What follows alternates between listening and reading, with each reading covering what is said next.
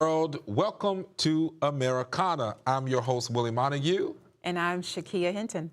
All right, on this show, we don't dodge tough topics. We run straight at them. No agendas, no fear, just truth and real conversation. Strap in, because the easy answer's in right now. This is Americana.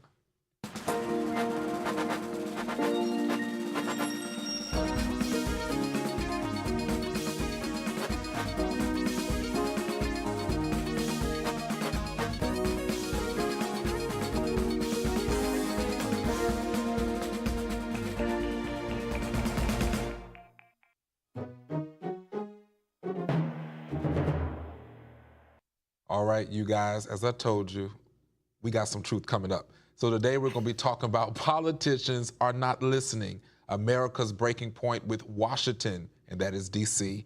And then we're going to be talking about the CDC, vaccine, and autism, and then skilled immigrants, MAGA or betrayal. Now, this is going to be interesting. And then service members and the oath.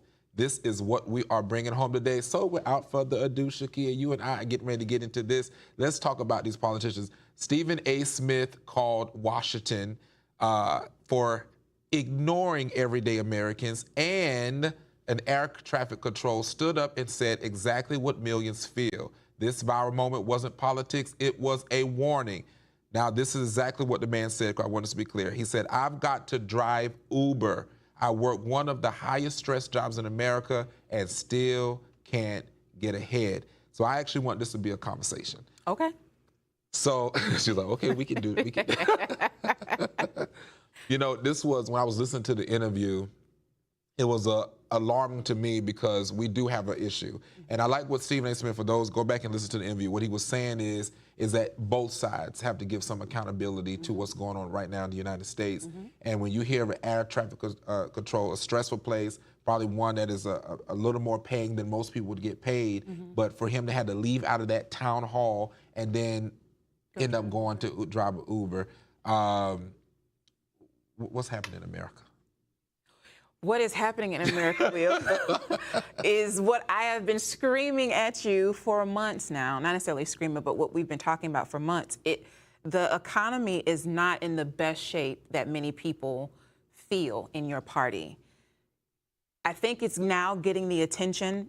Air traffic controllers who considerably have a high salary, they're feeling it now because it's impacting everybody, whether race, religion, creed, you know, all of the things. And so it's impacting every status of our society. So it doesn't surprise me that he is now standing up, he's attending a town hall. Folks really want answers and they want relief and they want it now. Yeah, and I like how she said my part.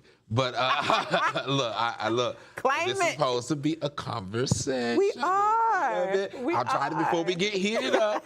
But I would say that in that time, though, it's like I personally feel like it's just been a decline. And the reason why I really want to talk about this, because I know people out there watching is often looking for solutions.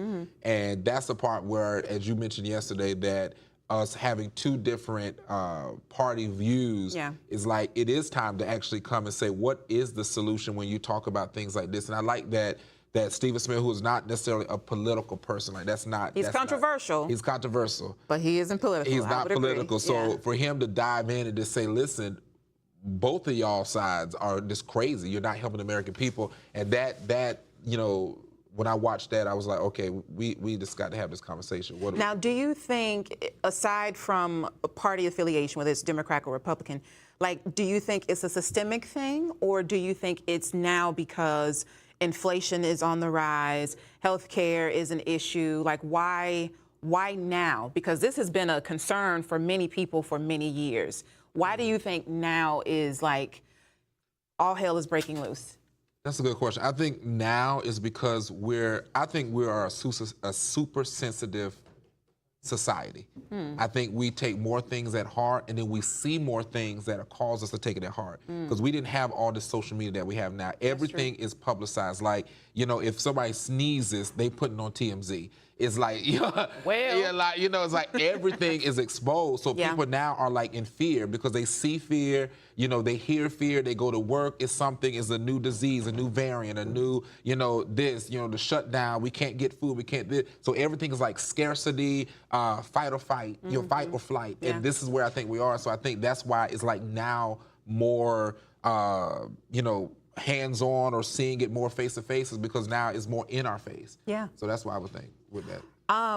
Now, who do you think would create the change? Is it the everyday people or is it the politicians? I think it's the everyday people that need to be the politicians. But when the everyday people become politicians, they are now on the other side of this. So how do we? I just don't think we need people who are woke. And I know you don't like me saying that. We've been doing really well. We have been doing good, but I just think we just don't need, because there is two. I just don't think we need people that is polarizing on any side. I think we need people that can say, this is the issue and we need to go. And that may never happen because we are a people of emotions and we're vanity nation. So people like to be vain because it makes them go to the forefront. But I think that's the only way to solve it. But that's how it was in the beginning. Yeah. So I think we have to get back there. So let's talk about the CDC vaccine and autism. Flu season is upon us, and some Americans are skeptical about getting their shots in this year. Okay. I did see the CDC roll back and said that vaccines actually, they could not find it not linking to autism. So that's huge. It is huge. And autism has, in recent years, become not necessarily a fad, but more talked about. It's more visible, it's more accepted, right? I have a son who is high-functioning autistic, meaning he isn't on the spectrum where it's behavioral, it's more of how he communicates and interacts with people, right? JFK, who I am just actually shocked that he was appointed to be the Secretary of HHS, is one of the reasons why the topic of vaccines has been so skeptical. I think that is the reason why we see a decline in people getting their flu shots this year. The man says that measles, do you know what he says about measles? Go ahead, I know you're going to tell us. Look, well, I won't get on a tangent completely about that. It's just, I am shocked that someone of his caliber is in a position who is the highest ranking health official that would cause doubt amongst other medical professions, medical organizations. They even say that he is the worst person for this position. Why do you think he was elected? Not even elected. Why do you think he was appointed to this role? Yeah, people may not like him, but I think what he's doing is exposing some of the bull crap that we've seen in the CDC. The CDC is the reason why we walked around. I believe they're the reason why we had many family members that lost their lives during the pandemic because they were following behind people like Joe Biden. Well, actually, the reason why a lot of people lost their lives during the pandemic is because Donald J. Trump. It was not Donald J. Trump. Put a lot of misinformation and disinformation. Here I am. He has put both mis and disinformation into the American public about wearing masks and the idea of vaccines. Now, I will say, I received my 2 shots. I think I had 5 Pfizer, something like that.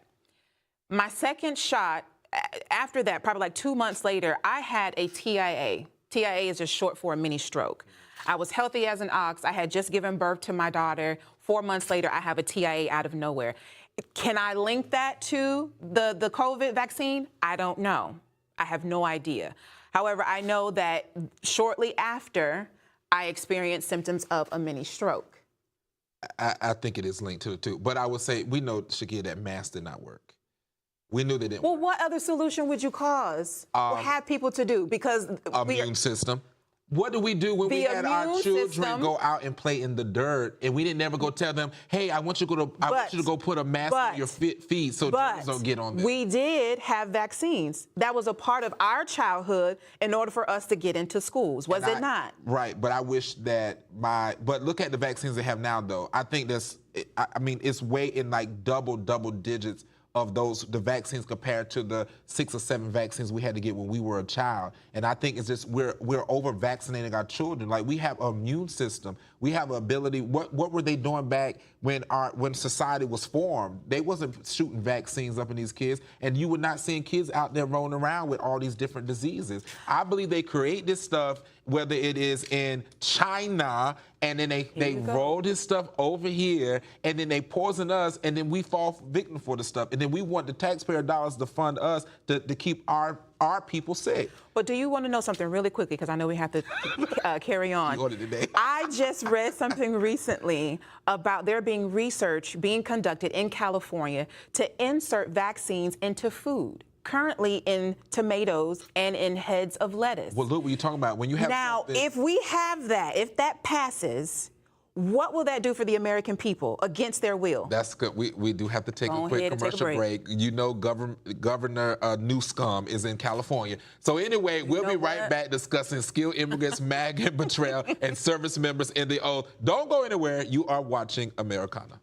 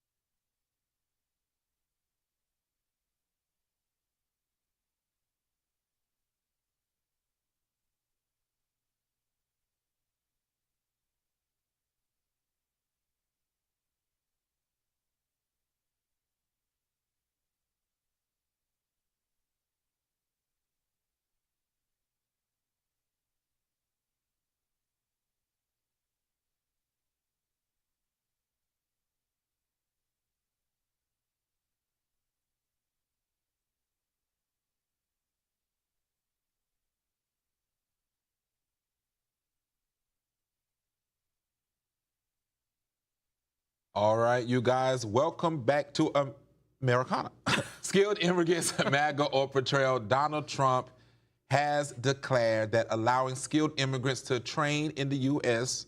workers is MAGA, marking a dramatic shift in his immigration narrative. Shakea, I told you, President Trump is a great man. Oh, God. And here he is right here showing you that he's saying we need these skilled workers. We don't need the bums and the traffickers, but we need skilled workers in here to do these things. Do you not see this as a medical condition? Do you not? I think they call this schizophrenia or either bipolar 1, 2. I have no idea. But just over the weekend, he ordered for ICE to raid Charlotte, North Carolina. He was in Chicago wreaking havoc. He was in California. Like, he's going across the entire nation, rounding up immigrants. Now he's saying what? He wants immigrants to train. Well, he just went on an interview last week telling a reporter that there aren't any educated or skilled people in the United States. He literally said that to a reporter on tape. So let me say this. You and I are both sitting right here. We're on national TV. Yes. You know sometimes that we say things that we now, talking I have so fast. No. And we don't. But that is true. I got your back. However, we come back and correct ourselves. Right. Well, we have accountability. Well, the President of the United States does not have accountability. That's true, but to that degree. I am proud to hear you say that. To that degree, but we know that he's not going to come back and do that. So why do you think he wants the immigrants now to train U.S. workers? Well, you know, that was something that Marjorie Taylor Greene was talking about when she finally turned also and was saying, hey. Which I'm also looking at with a side eye, like, I don't know. At the end of the day, we do have these immigrants who are here that are working in places that most of the Americans do not want to work. So well, we've been farmers, absolutely. But we've been saying that from the very beginning. So, like, why the change of heart? This is what makes me, as a Democrat, very skeptical about trusting anything that Trump and the administration does. That was a part of Project 2025 to remove illegal aliens, but a lot of the people that they have removed, and I have to say, some have been illegal, but others were in the process of actually becoming citizens or had their green card. So why now? I think it looks like this. If you come in and you see a world upside down, we have not done nothing with immigration whatsoever, and you had a last administration that would literally love for us to continue to open the borders. I think he said, let's go ahead, let's put the hammer down, and then let's go back and then fix it. Because that's something I would actually do, to be honest. I would come in strong, Sagittarius. I would come in strong, and I would be like, okay, let's just wipe this thing clean. But that's not always the best approach, Will. It is not. But look how long we've been suffering with illegals. Understood. But now we have families who are already displaced. He sent people to other countries, back to their home countries or to different places, and now he's retracting that? The damage has already been done. So how do we rectify that? Well, he wants them to train the U.S. workers. So once they're done training the U.S. workers, then what? I mean, I have to say this, and y'all probably not gonna like this, but eventually you just have to get over and move forward. Get over what? Get over if you the child that misses their mom who was just deported back to Venezuela, or the father who saw his wife ripped from his arms as he's crying and pleading for the ICE officers to not. You want them to get over that? Shakea, we all have lifetime stories, but the thing at the end of the day, this is somebody's lived experience and trauma. It is. You want them to just completely get over? I have lived experiences in trauma, but at the end of the day, there's a part of it where we have a United States of America with millions of people here, not just because what we do is we'll take a 1% of a group and we'll shine so much spotlight on that and make it like it's happening every single place, every day, one and two people. I want you to remember this, and we need to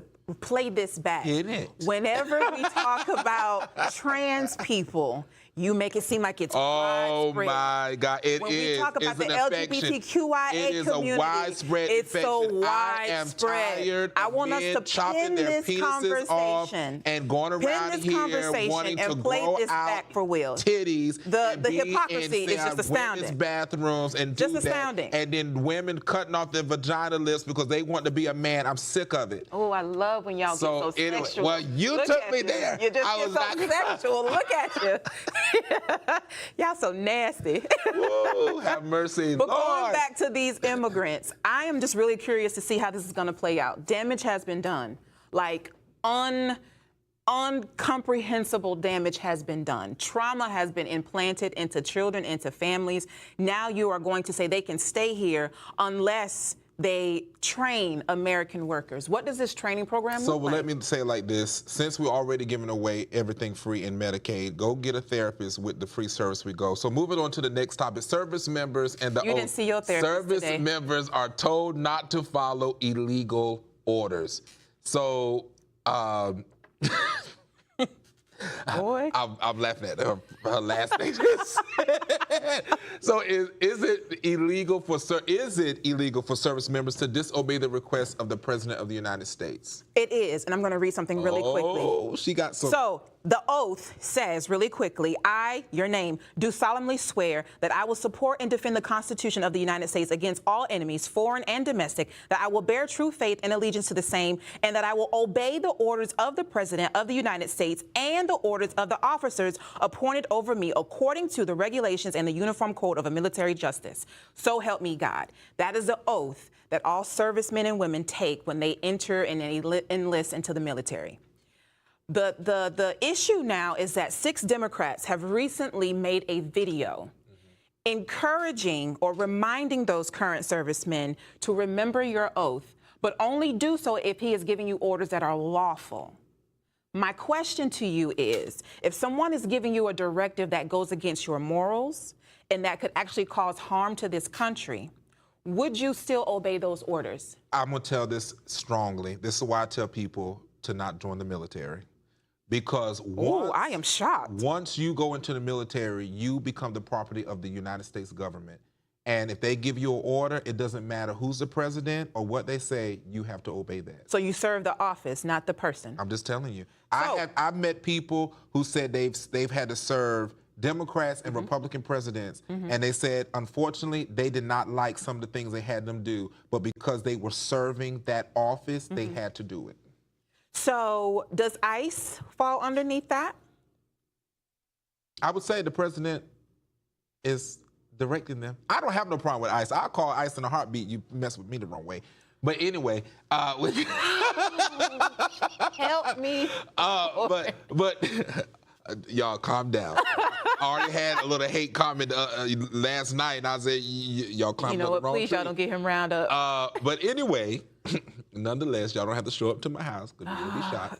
Okay, we're going to carry on. Ahead, carry But speaking of being shot, though, so now the response from Donald Trump is he is calling for those 6 Congress folks, because it's both men and women, to be hanged. He went on to Truth Social and tweeted, hang them. George Washington would have done it. Because it's treason. It's treason, right? Mm-hmm. But to the 6 Democrats' point, if he is asking them to do something that is unlawful, does it still give them the right to either carry that out or defy it and then reap the consequences of that? But who is it unlawful to? This country is causing harm. But see, this is the thing. This country is living under the morals and the law, whether it's legal or illegal, based off of a perception of a thing.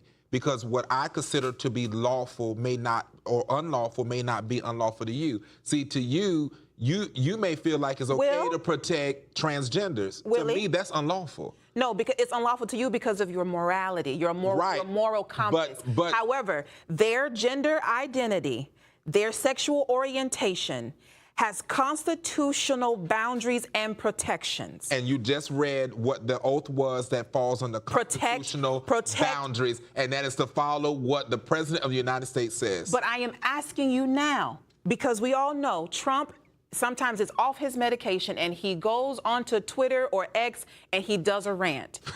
Like now, he is actually inciting violence by telling folks to hang, that they should be hung. She using the Twitch George Washington would have done it. So now, that is a dog whistle for people who follow and kiss the ground that Trump walks on. So what happens if these 6 Democrats end up being harmed? We've seen that before.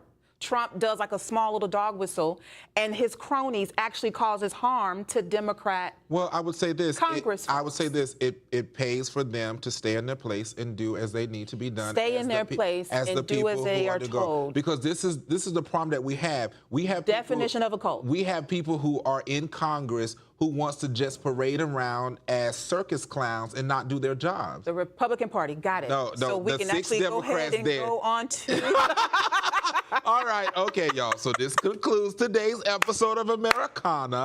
I'm your host, Willie Montague. And I'm Shakea Hinton. We appreciate you standing in with us, with truth with us today. We'll see you tomorrow, same time, same place, only on AFRO TV. Until then, stay focused, please. Stay fearless, please. And keep your voice strong. And stay black. y'all have a good night. Good night, guys.